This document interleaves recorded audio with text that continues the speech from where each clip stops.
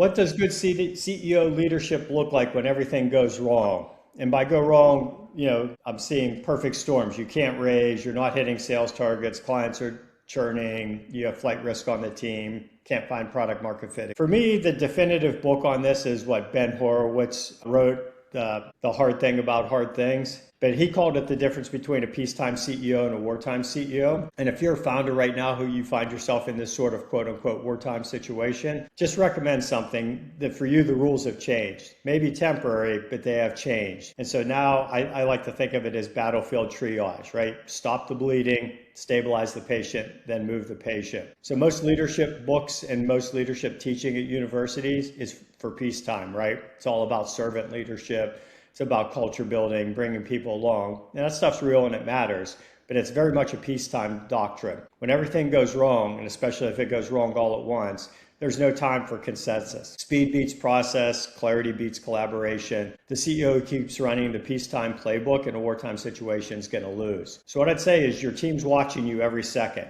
And they're not looking for answers as much as they're looking for signals. Are we going to survive? Or is this survivable? Should I start looking for a job? My recommendation to the CEOs is don't pretend everything's perfect, right? You have to be steady, calm. You have to tell them the truth. And the team doesn't know the real situation. They don't know how to help you fight. Right? So I'd less focus on managing their emotions and start trusting their resilience. I'd say the first big recommendation is cut fast and deep. One of my Nedisms is hard choices, easy life, easy choices, hard life. And this is the hardest part, right? You have to make the hard calls. You have to let go of people you like. You have to kill products that you once believed in. You have to exit team members, customers, etc., especially customers who are unprofitable. In peacetime, you focus on optimization. In wartime, it's all about survival. It has to be default survival mentality. Every dollar, every hour, every person has to be pointed at the one thing that gets you close to survival. And sentimentality is a luxury you just don't have at this point. The other part of the book that I think Ben Horowitz gets right, nobody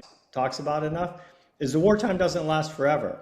Right? You can't stay in wartime mode when the crisis is past. Once you stabilize cash, rebuilt the team, stabilize the situation, you got to start, moving on from that. You don't want to become the bottleneck. You have to start trusting people again. You can't make unilateral calls. You have to move back to being a little more collaborative in some situations. So I think this signal to stand down is simple. It's when you have options again, right? When you're not reacting, you're choosing. At some point, you get back to the point of the luxury of choosing. And that's when the wartime playbook doesn't work anymore, and you got to start rebuilding the culture that's going to scale the company. I think the best CEOs could do both, right? The wartime playbook and the peacetime playbook, and they know when to flip that script.